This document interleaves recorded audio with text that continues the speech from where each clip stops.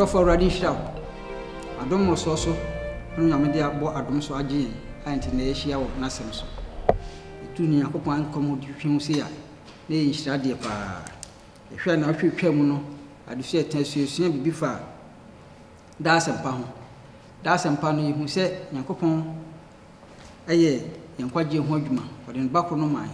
so obi obagina di no onye no benya dankwa eduedue mu akohu se nyankopon nadom so eno nam ede bagye obi a ne mfiri adwuma nti se de akyerɛkyerɛfo de man yehu se de nipa wo ye bia no enye ne na agye wo ne mum no aya adom a Kristo de nam nadom so agye en ene bagye nkwa nti nipa so do ani da so nyina to nyankopon so na hu se bibia wo ye bia no wagye wo nti ena wo ye nyese no na wo ye na de gye nkwa ho nkwa ne mum no adom no eso ena ogina abagye nkwa ene dube bia na nipa bebre ka no asamfofo a yempanfo no baba mu ma bebrebe no nti na so ye bekwa adusua no so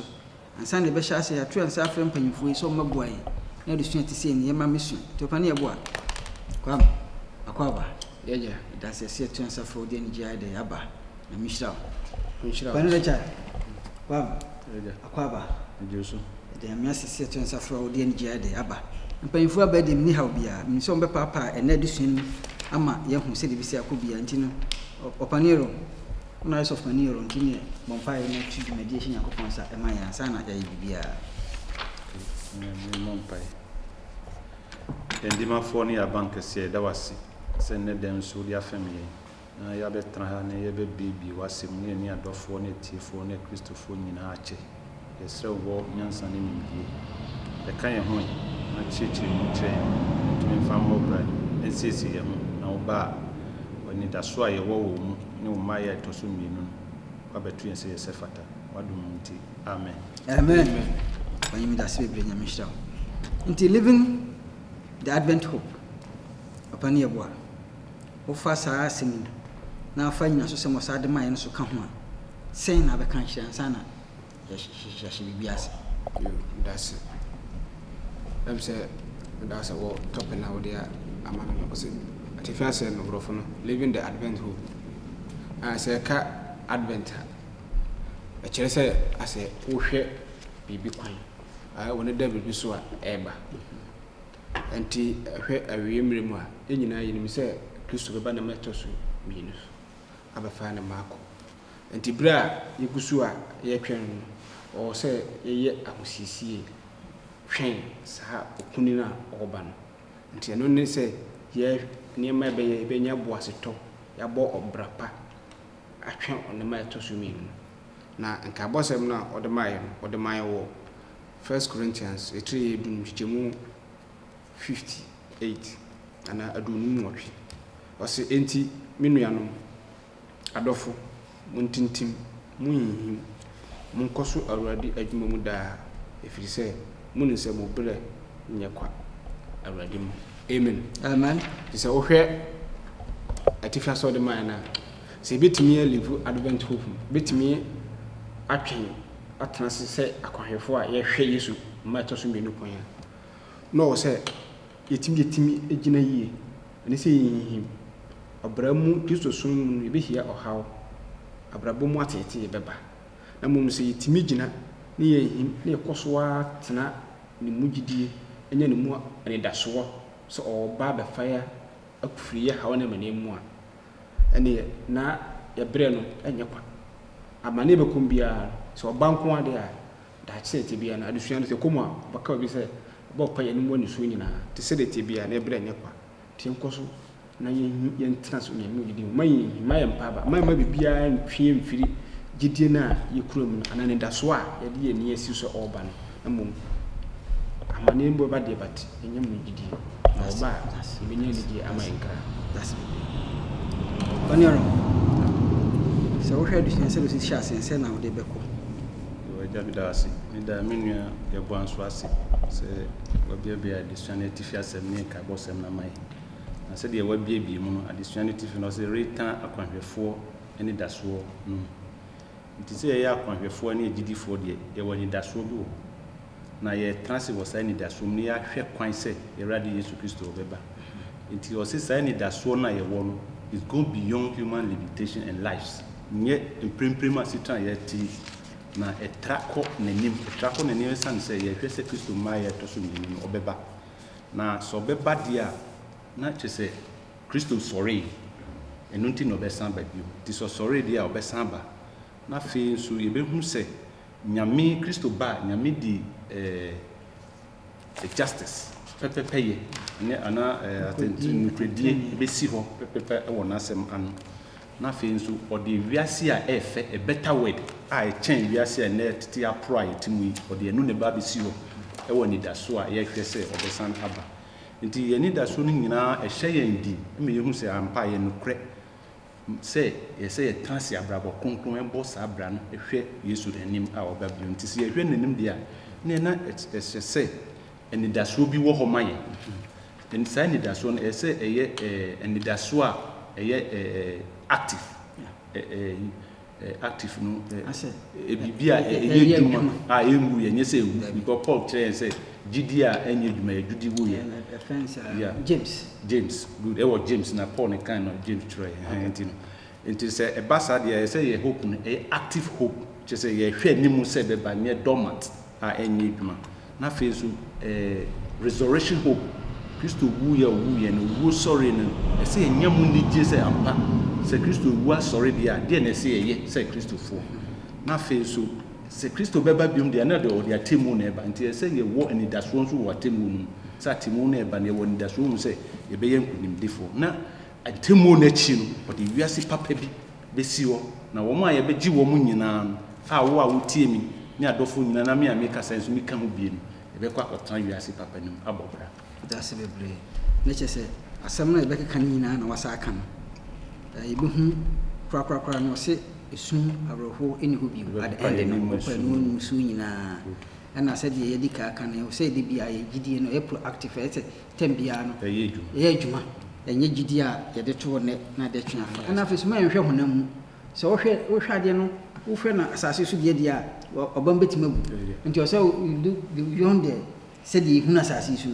ye hwefiri ekwa chiri enti opani aboa mesro na ampanyfon bisa se enkosi dabe atwere no keka ampanyfon kan sa enkosi dabe no bebre na sen na obesi akyerem se adifo na nasem panyfo no ebisa se enkosi dabe no adenti kwa no nka se enkosi dabe ana enkosi dabe ben question mu da ode da senti me yehu enkosi dabe ndi adekunti a mu team se enkosi dabe no me yehu adekunti a okay mi da se yen kan bi kakra free nyum ti aduro kun na nchichemu miensa sam 94 verses 3 o se awrade enkosi dabe na abonefo enkosi dabe na abonefo ni ahurisi 94:3 Psalm 94:3 yeah so here I can say my was how long enkosi dabe and say enyina only say yempo yo hai yan krankra brabo no to say na ya de bi ni odi asie skasem bi ni odi asie adwuma mu sem how bebre na obbo mpaya da bia obbo ha no so mpaye but as nema kra nsesa nema it's getting worse day by the day and to bubu nyakopon say enkosi dabe na wode nyame be yiwo afiri sa ha no ai o se bo atekwa de atondwo say enkosi dabe na nyame obeji ye afiri ti sa ansemi ebi yakoso bible mu ai bo say binim kodim kwaso mu Israel kodim kwaso mu wo Mizirim asini nyenim no for over 400 years mo ko bompaya ana the same who say Hebrews for the same thing ama ye hu say mo so esre nyakopon ye ko tetea tama na Roman for di wiase na kono mo fa so di nyame ma binum fa so atetea ekun binum safo nyina koso bompaya sa nyame adan na yetete wo ma na dan nyina ye kunkutu anim Yesu na ye fro na ase sebisebi we wani this question ne bam question how long no ba bra nipa no visa nyanda so nyankopon and this how more ka kire no na wabona mane na se nipa no onye ho bibi ana se bibi ma na oguso a wotete that's why say nipa do bisa that question say enkosi dabe nanso ye woni jesem se ye kan a friend say Revelation 6:10 Christopher bi no wa omo anam gidi omo nyanko no yekun mu nyina asa omo mu nyina enya saa ahoche nanso ye se enya otoso se nyame se le tebia nyame nyina nim firi yeso that one said to yetim se wo bompaya na se bia wo ha na wo no yade bia wo ku skasem bia adwuma sem bia wo ku wankasa wo brabu ma wo se wo bompaya nyame ntie no memfa nto adwum se nyame nyama ho a memfa do se nyame nyina ne afiri so nyame obre na ode yini bibia ne bre no so a obeyi Israelfo akodi nkwa okohye ye nkwa wo Muslim no omo bompaya bre so koyi wo mo no koyi wo mo enti said the truth to say netie bia no God will intervene at the right time, at the right place. And yes, how to soon away. I say, we still long for God's justice and cry for the moment when He will put an end to everything. Say, Kenya, bre, and can look, woman, a tree doing what you move back, and Cowboys over church say,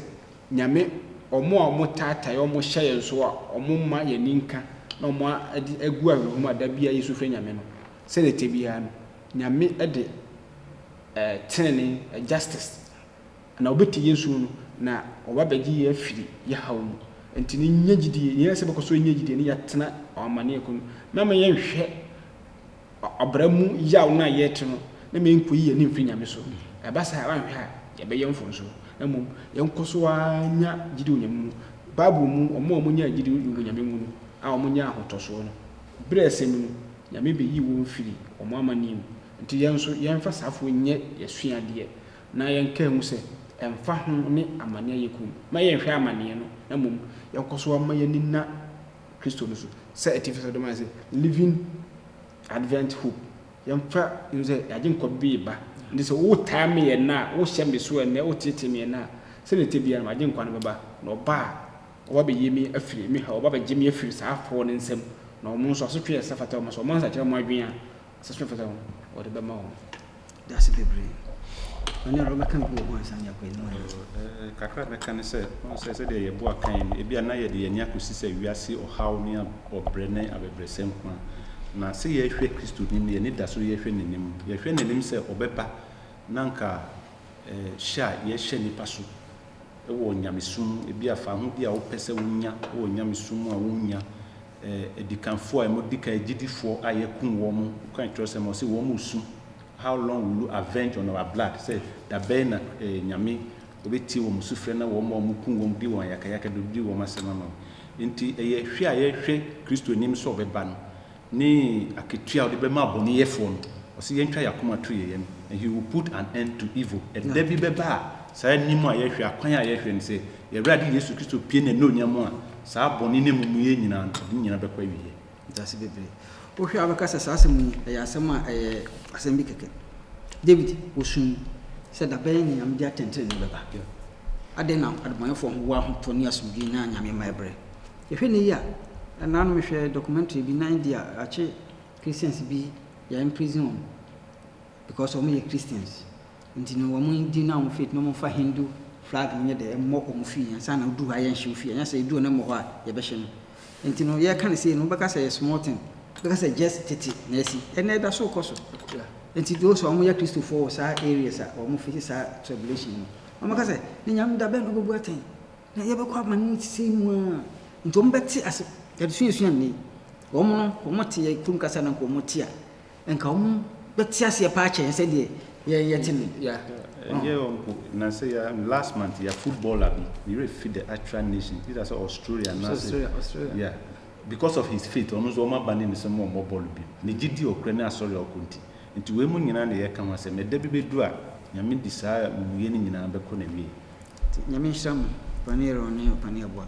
Opane ero. Yeah. And yes, hadia. And that's what ben. NSC o se die ni etoso na se nda so be ni se o se hwe ni mu kra nda so be ni o se hwe ni mu be hwe ho aman okay se eni da so be na se hwe ni mu dia na se de medi kan se ye gidi a ye won ye active hope ye gidi a ye adwuma into kan Matthew chapter 24 any 25 na mmerenti yɛntumi nkanya ba mpɛ sɛ ɔpɛn yɛbɔ abɛkan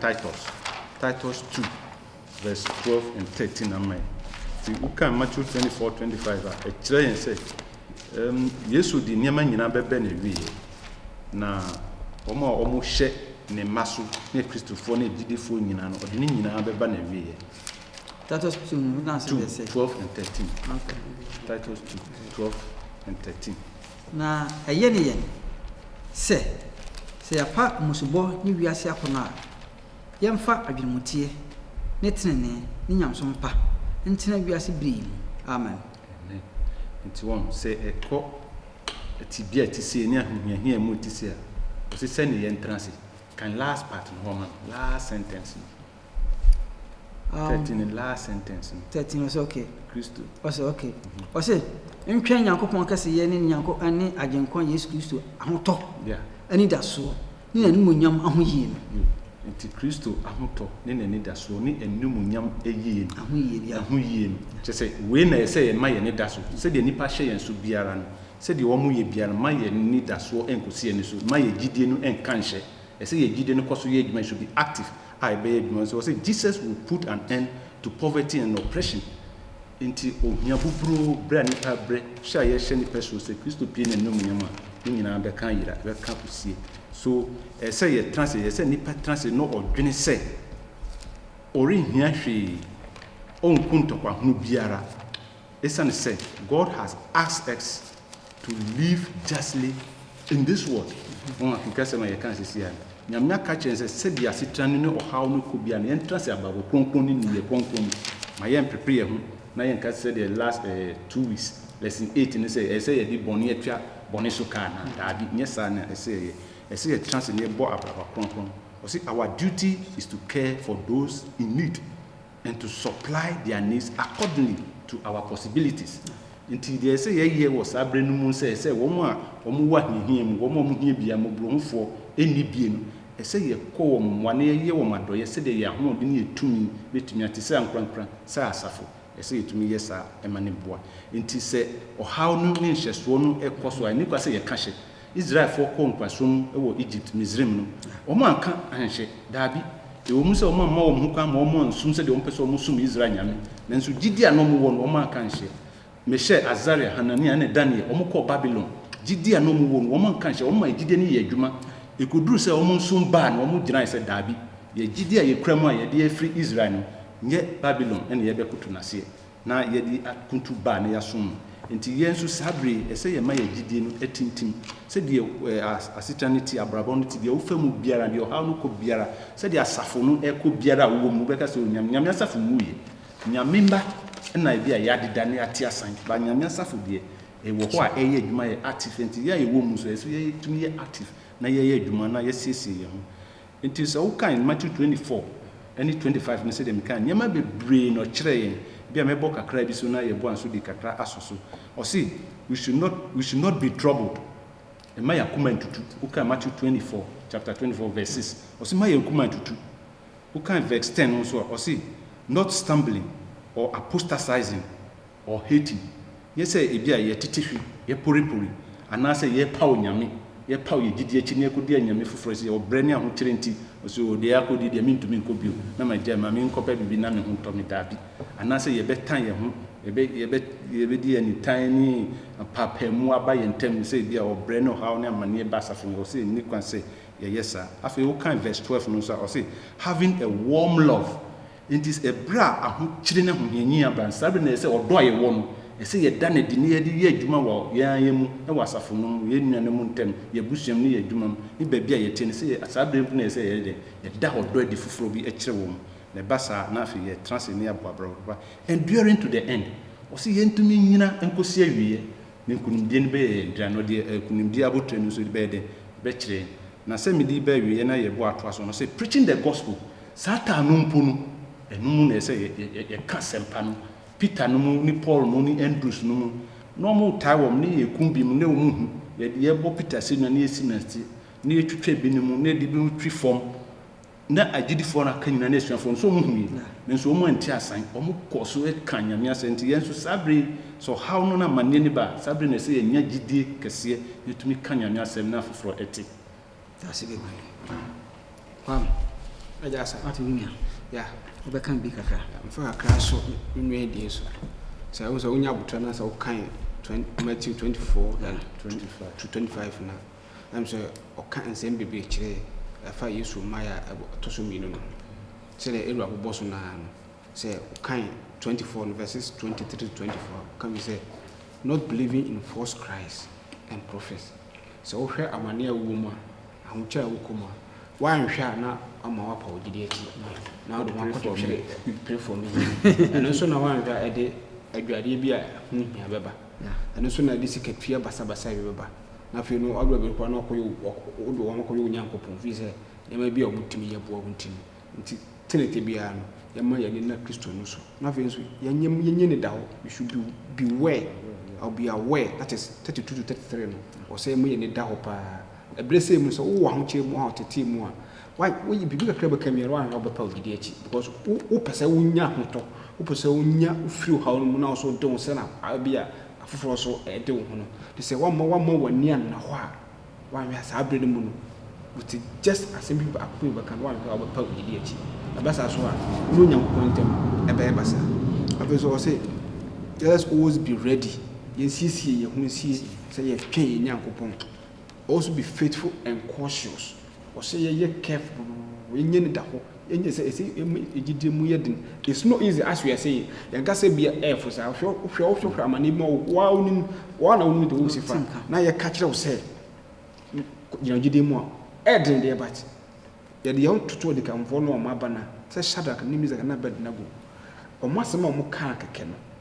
Say, Jenny is a general moon you. Jenny, I saw no koi. Near catcher will say. The Mubukum say a boy banners and one quiet moko. If you just crash one, the war will sit tougher as the war was born, then you are soldier. Now you don't was a young pony plant me and Giana. The worst as a normal cacano, a same crack.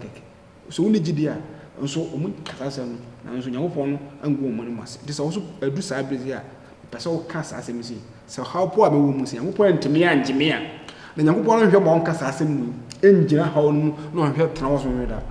No, but then ready actually. A honor be you Moses, a mason ye Moses man is that phone. Tibideka crabby a camon or say not abusing others or mingling with those who do evil. A bassa, Mayan Titia Mountful. Young men for Quan be our society will say, which and as men for Quan be so many day. Tommy, Abassa now who could it be found with you? Young people free at the point of one chain. Now you fill our hearts with the Holy Spirit. And they said, how do we do that? By that time, that's the time you have to get close to our Bible and then pray a lot. Say, yes, I can Bible now. That is the when I be timid cross a home, never claim, never say you did. Now, the Omudi Biano, if it's half on a cry, they said, yes, it's Stevie and Bois. Now, all seven will be a dear ball. Who didn't hear? The end, you know what? Nesso. See, I want to suffer when they yes, or Moyana. Meaning, say, Biano, and now feel so. If you feel those in need and hosting foreigners, you must be one pantoma. You should young one in Catano, or Condu Bia, young fan Kufi, who hope will be nearby being now. Or say, Netly Pabuani Padosi, and so say, Yamasho, I do now pass on the body panel, or Mao, the Pabuanis, or any Pabuana Kurampa. The moment would judge on Panisian and your meaning wide rentino. Sani Pan, the Nigel soon, Emma, I mean, say, Christo, or Bashir, Munyam. Bra to sumi ba mu pakura nya metua ho ka sabe ti no betima bamba nya metua ho ka ene yese esima me hu se o se ye ya alert so hwe no practically nesi enye se ye kan se na ye hu ye nti na esi ebi okra odwuma sem kra odwuma mu awu kra obi hu se wo asori a wo kro no kra na otimi sabotage so I don't nya se wo paba na otua so sum na ebi akra adwuma na nensa we SD ni nti unya adwuma menda e hono sa adwuma o ba menda kra akatua ne be dobo na ye no etwetwe ba wo hwe akatua na wo be nya se de wa nya careful wa hwe ba hwe na me kra me like be say no akodi anju na da akoye ba so wo ja so that's it bonero wo sorry I did that so I know. Oh, sorry. You say, oh, sorry, and I assume be a happy because ade sɛ nipa nya hu yɛ nintino ana on sɛ tete no na Israel mu no yɛ group kra certain group of leaders anom so nyi ni sɛ nipa kro yɛ de wɔ sɔre nti yam sɛ asase na ɛyɛ hama ana mama mu fo so na yɛ asɛm foforo sɛ bibi wu asɔre nti no hɔ no ya mo man kin kɔ hɔ nti ni mpacho mun ka ho asɛm ayi ana pani yɛ bo abefa hɔ ya mama fa kana me wia de bekam na me nua pani ade aba ade nkakaro nya aba okay mpɛsɛ kan Thessalonica fo ngoma no etre first Thessalonica fo mu first you know yɛ kan 4:14 ɔse na sɛ yɛgidi sɛ Yesu wi na wasɔre biwa saa nso na Onyankopɔn de wɔn a wadeda no nam Yesu so bɛka ne ho aba amen amen sɛ kan sɛ me nyina yɛ nim sɛ Yesu ayidi na kyin wuye na ne gese sɛ wasɔre biwa wanka dam no masese wo soro a odi ɛyɛ ɛmai ɛni weni yɛ ni da so sɛ unya botre na sɛ wokenkan 1 Corinthians etre yɛ dunum chichemu dumi no kopem du nkrona obo sɛ ebenya nyama bi afirim sɛ Yesu wuye no question sɛ asense Yesu wuye sɛ nka wansɔre a anka yɛ sabri a kasa fa nka fa so bi preaching a yɛ preach anka mfa so bi no so onipa na wudi na kina wo ka na ho asɛm no ɔno wuye wakada menam ne tumi wɔ yi wodi ne sunkunim na mum ne gye sɛ me sɛ wakada menam enti ye preaching na da bi kasa kyerɛ sɛ yɛn sa kyerɛ abi yɛn gyi Kristo ni no ekuso a ɛyɛ kama na ndaso yɛ de ewum our faith will be in vain anka mintimi na wusu gyi ne panedi that is the say usu so da bro nyan sɔre ya akwasa bi a o ma me sɛbi wa film na onyintimi sɔre da bi akusu ne na so onyintimi nya den nya bibia mo nya me na yɛti na kyini dio wo wi na wasɔre de sɛ me wogidi wo Yesu mu a na sɛfata fi sɛ wadi owo so yɛ de nkunim anka you be false witness anka be for dance diffo anka de kan fa so bi so because to say wo na nkasa no Yesu wo no be wo no e de da so yɛ de abrɛ papa anka still we will still be living in sin Yesu ba yɛ bɔne na yɛ nyina na obagini nyina na kwase mi ya no so ene kuku wo yɛ nti ne wo no nti no sɛ ne mpo me yɛ bɔne kora na wakwanya sɛ yɛ de bɔne be de ɛbɛkyem na mo nka wo me wu a nka me yɛ bɔne a fache bie no ho kamete bɔne num saa na so twen wo no yɛ de abrɛ me nanso ne wo no nti ama manya bɔne fafiri ho akwanya ananka omomo wu Kristo mu no kura so ko so kura pu kwa mo yɛ de ko mun timi nsori bio nti ana sɛ Yesu na edi na kyi wadi owo so nkunu mi ndi sɛ wuji Yesu no di na sɛ wo so wu a sɛ ne tie bia wuru ana wudi na kyi no owo no otietia no so wakana hyɛ nan ase definitely ne maso wama yɛ di wo no so yɛ de so nkunim I said the resurrection of Jesus Christ is guarantee of our resurrection nti Yesu wu yɛ no sɔre yɛ nko anti ɛma ne sipi stachire sɛ Yesu yɛ wu sɛ dia Yesu yɛ bɛsɔre hallelujah amen to the insurance policy that no we dey we close we sign free insurance Ghana we are so insurance otua sika we sign free insurance and it's forever for lasting otua we association insurance monthly go so cool no afeso crop say we so dey otua hwe e na eda ho da e ne gesem pa and then the death will be destroyed for good na wo bedin sunkunu nti me bo gidie pa say nti ya sabisabiri abia wo amanemu the evil that cause justice poverty oppression will be defeated and mo di yasu ni nyina no sa nyame yo yedi na chi no ba ma yedi omo sunkunu nti wo dia ne say waka wano atu se Ghana mpamfo mo asie disikaye basabasa ma obi kwa yare onya ayaresa obi nya ka kwan emfa so obi nya suku nko na amane ya kum na yedi binimu tuma se safo ni nyina no so mo temene a omkoso anku nkudu anim no mo mpan wo se omkoso antu mu gidie ne senete bia no opie ne mpenu so safo no benya ne da so na ombesere omo motete wo that's it Manero become big grandson akwana so yebo akasa no ka say the resurrection of Jesus Christ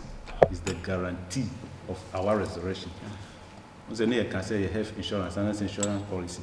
obi koji sika obo obusua wo sika kra bia ye banga so you are sifa garanta bra na sɛ fa collaptra bibi bɛsi ɛno na wantumi ankotua yɛde atew ka na sɛ yɛde asi ana saa na Yesu Kristo wu yɛ tie ma yɛ so wu yɛ na wansɔre a ka yɛn nso Kristofoɔ yɛ ne didi biara ɛne ne da so biara sɛ ewu a yɛbɛsɔre ana sɛ wɔn a wu wɔ Kristo mu no wɔn nso wɔn bɛsɔre. See, the resurrection of Jesus Christ is the foundation of our hope. Yesu wu yɛ ɔsɔre no ɛno na yɛ gyidie no ɛfa pa ɛne anidasoɔ kɛseɛ ade nti na yɛ ne fa bi yɛhu Muhammad sumbe na ɔbɛsum yɛ Islam yɛhu Hinduism yɛhu Buddhism all the Zim the Budds and the Zims yɛhu Hare Krishnas for safoɔ nyinaa ne dafoɔ a wɔn di wɔn anim sɛ wɔn som nyame na echidifoɔ ta wɔn akyi nyinaa wɔn nyinaa wu yɛ emu hin na ɛtumi sɔre ba woba Christianity a yɛn Kristo yɛ madamfo wu yɛ no ɔsɔre enti ɛno na ma yɛ ne dasoɔ pa sɛ ogyidie ni biara ɔtransa brabɔ konkron bu abrabɔ pa na ɔhwɛ ne ma yɛ ne dasoɔ akwanhwɛfoɔ ne dasoɔ ne ma yɛ na wu mpo a ɔbɛsɔre wei na yɛ ne dasoɔ ma yɛ na ɛwɔ mu gyidie sɛ ewu a yɛbɛsɔre Kristo nso wu yɛ no ɔsɔre ɔse enti sɛ ba saa yɛn mmoa afoforo na yɛn kyɛ saa owuo ɛne dasoɔ asɛm yi nyɛ sɛ yɛka hyɛ manim sɛ wɔbɛba na ne dasoɔ yɛwɔ gyidie wɔ mu dɛn na sɛ me ni afoforo kyɛ na ɔmo nso ɔmo nya sɛ ne dasoɔ mu sɛ Kristo ambɛto wɔn mpo na ɔmo wu a ɛda ɔbɛpie no ɔmo bɛsɔre that's bebree sɔfo na ɛsɛ ha yɛhu sɛ Yesu Kristo ni wo no wu yɛ na nyɛ owuo kɛkɛ because so hwɛ a Yesu me wu yɛ ne nipa yɛ bɔ ne abɔ afɔre wo sɛ bɔ ne fɛfɛ nti any type of wɔsom bi abɛkum bi a wobɛtumi akom but ka hu sɛ woanya saa afɔre bɔ no a hu sɛ tete no saa ɔkwa Nyankopɔn hyɛ ma wɔn no ɛna na wobɔ afɔre odwa no kunu na mogya na gye bɔ ne fɛfɛ ɛna Kristo wu yɛ no wɔtwam na ɔde ɔno nipa dua na de asi wɔ sɛ agyedi ama yɛ nyinaa nti sɛ wɔamfolo Yesu no wuo no ɛne ne sɔre no de a ne kyerɛ sɛ megye di sɛ wato ho pum because ni Nyankopɔn nkutamdie no ɛbɛyɛ den ntimi nko nipa Nyankopɔn gye sɛ wode odwa kɔbɔ afɔre ɛne ne soso afɔre na nyin baabi abio agu because Yesu ka sɛ wawie no ana ntomada ne teyɛ ne kyerɛ sɛ adwuma no asa wapagya no nyinaa kɔ soro ɛna ɔde asi wɔ sɛ yɛnyi Kristo di nti mɛsɛ sɛ adɔfo yɛbɛte ase yie ne yɛtumi agye Kristo adi na yɛtumi asiesie ho na yɛde ɛho ato no because nkwa ne asomdwe no biribiara yɛ de ɛfiri no without Kristo no nkwagye baabi no obetimi ada nya because baabi no obetimi nya bɔ no fafiri ɔbɔ ne ayɛ nya kwa bi ade kɔ kɔsere nti mo mi hwɛ ni nti esum ahodo bai Kristo echi nyina ɔmo wi ɔmo ntumi ansɔre ti ɔmo ntumi fa bɔ ne nche ɔmo ntumi nyi nkwa oni power sa oni yesa oni sa oni bi kora oni tumi sa oni bi he oni bi kora da mas oni tumi oni bi he yesa oni sa oni bi kora da was bi nti ne yɛhwɛ judgment hope no ɔho nti judgment hope wɔ no so no mo bɛka ho asɛm atemu ani da so mo bɛka ho asɛm sɛ ɛne ti sɛ yɛaka sɛ yɛwɔ anidasoɔ wɔ Kristo wuiɛ ne ne sɔre mu dia ne sɛ wasɔre na yɛhwɛ kwan sɛ ɔbɛba bi mu a ɔba adeɛ na ɔbɛyɛ obi bu atɛn na ɔde papa asi papa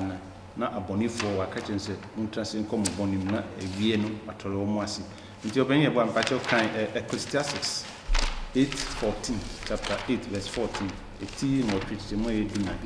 Ecclesiastes Old Testament Psalm Ecclesiastes chapter 8:14 chapter 8 verse 14 ɔsɛ ahudie bi nso wɔ hɔ wɔ asase so sɛ atanefo bi wɔ hɔ a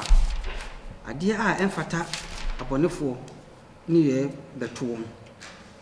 na abɔnefoɔ bi nso wɔ hɔ a adeɛ a ɛfata atenefoɔ ne yɛ bɛto wɔn meka sɛ eyi nso yɛ ahudie nti Solomon na ɔto yɛ fui nti abɔnefoɔ ne yɛ ne apapafoɔ nso ɔmo ne yɛ na ɔwee mmienu wei na ɔhwɛ ase tran ne abrabɔ a nipa bɔ a ɔsɛ ne nyinaa yɛ ahudie ɛsiane sɛ nyame de ne nyinaa bɛba atemu na ɔbɛba obiara nso aketua nti ɔsɛ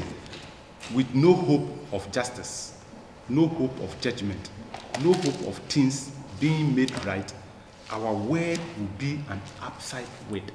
nti sɛ yɛni anidasoɔ bi sɛ nyame de atɛntereni na pɛpɛpɛ yɛ bi bɛba wɔ n'atemu mu a anaasɛ obebu atemu a ese fata na de woye boni wabu no force woye boni de odi ben so wabu ne ben a aka wiase a yetimu ebeye wiase basabasa ho ni mfaso biara a yenya ho mfaso ne nyamesuma yesu ne Kristo ni ma yehwe. See, there is no hope. God will bring every work into judgment. Se jide ni ho dia nyame odi bibiara ebeba atemu de yaye ne kokwam de apia bonti biara no ebeba atemu ma obiara ehu ma yebu ho akunta. The kind Ecclesiastes for be mami 12:14. Ecclesiastes 12:14. O de kind na nye bibiri na na omo familiar with enti no hu say ye kind e feature say now chapter 12 verse 14. Verse 14, okay. Ubu abakati no or kind Bible no one kind feature say nye hwe beka ma. Verse 14. Na ne nyina no Yakobon de baba temu mu. Na de ehunta nyina nso. Papo oniu bebu ho aten. Amen. Amen. Enti the Ecclesiastes 12:14 so kan enti de nipa ye wasase so biara say ye papa wo say ye bonu wo ye no kokwam ma obi ahu wo de office e wakote wo bebi na wo ye ne nyina nyame se wo de beba atemu enti eni daso a ye wo ni Kristo ni a ye hwe ni twan ye twen no ye say ye twen keke ne ye ni agi wo de atemu na eba na atemu no sada na ebi ni beji ebi nso bedi ayere ho nti de ye biara no say ye hwe yi o say the injustice in this world will not fall into oblivion. One day, Jesus will put everything right. Into attentia na God de biane ebutia papa ye fo ni wo ma o mu ni akamafo ni ehiafo ni ye hye wo muso no. O si entra ho kusida. Na debi beba Kristo di pepepe ye ebesi baabi a ese a efata. Pani abo. Ati wundi wumi akan. Ba comment kakra nsa ne akwa ni mana. Oh yeah. Okay, nessa hai. Ehu se masete wo mu. De nipa ba bia no bu ho atan atemu da. Nti o se ehwe ne kai se atemu bi ye de eda ho twa nipa. Nti no ya onu nu bi edile no. Ani ndili se de nyame tumi mu na ho odi mu ubetimi ade aye. To your perfect standard ubetimi di ni nipa na di ni ndili sa. Me enhwe nipa ni emu aten. Me enhwe nipa mu enyiyim. Na oni nipa nyina ntan fefefe na nipa nyina ntan fefefe dia eni atemu da ndura na awrade oni ni asem bia nti ne opane ebo wo de ebekọ ha no more tears and no more pain aroho ni obi usuni obi emebi baba sa anya be hu ti se na ebisi akọ na se na ebisi aba no medase enkenkan disem man to ye adunu ba akọ chichimu enai o se na obepopa won anuwam ni su nyina na owu ni hobiu na ayroho ni osum ne ya biara ni hobiu efiri se kane no ma no nyina twam amen mso hwe akenkanse ma ndaso nsem pa ndaso nsem o se obepopa wipe away tears from the eyes of the people se bibiri nyina yetini su awo ahaba ko na ma yenu and so any gisem pa ne se nyini pa bia na be po enu ne so enye wo maame enye wo papa enye wo kun na enye wo yire te se enye wo nua bia na mo Yesu no ankasa na obefa adefita no po no so enu kwa it should be enough hope for us se banyu bia se wusu onye bia se Yesu ankasa na be popa any gisem pa de se o se nyame ade wiase bia hyembo enti se nye wiase ayetimi ehyeso asisi otan ntokwa okun ahye muman na mo wiase a one there will be no death won ho sa wiase na nyame de hyembo no won ho ene tie wiase ati se ni pebu ani panyinu akora obi etimi ko at any given time usuni ho ana unkotim ani suo tambia won nyese bubu bia bebi na ma so se obi ani ase afo di suo ayma poverty ohia eni ho ana injustice atanchia ne escafoni edibem na ahiafo nso agya ye difo eno bi saa wiasa nyame de ahye mbɔ no ebi no ho ntini ahokyerɛ bi eno na osuro kora bi aso no saa wiase bi ne nyame de ahye mbɔ de se minua bi a wutie me ano awiye yi abo anabɔhwɛ video no saa nsɛm yi nsɛm a ɛde enti wo hawa wo kum saa bire bi nyinaa no ma saa nsɛm nye wɔ da so se o su se den kura wiase fro bi ba nyame be fa na makɔ wo so haw no nyinaa be firi wo o say God will wipe away tears and will comfort us nyakopɔn no a na be kyekyere yɛn werɛ na wɔbɔ ya bɛte sɛ me ba aso bi nkam asɛm bi na wo nyame ka sɛ nyame ka kyerɛ aso bi nkam a it is think of anything wo do mo adwonko bia ne nyina ba ye wo dia how bi okoso bia ne nyina the will vanish. He will heal wounds that suffering has caused. How be our kubia ayi kutwanda wo na na ayi kuropo no nyame anu ankasa besasa how no nyina firi wo ama senka wo ya how no sai kutwanda wo nsa nyame sa otu woni a hu bio isa wo ha na ide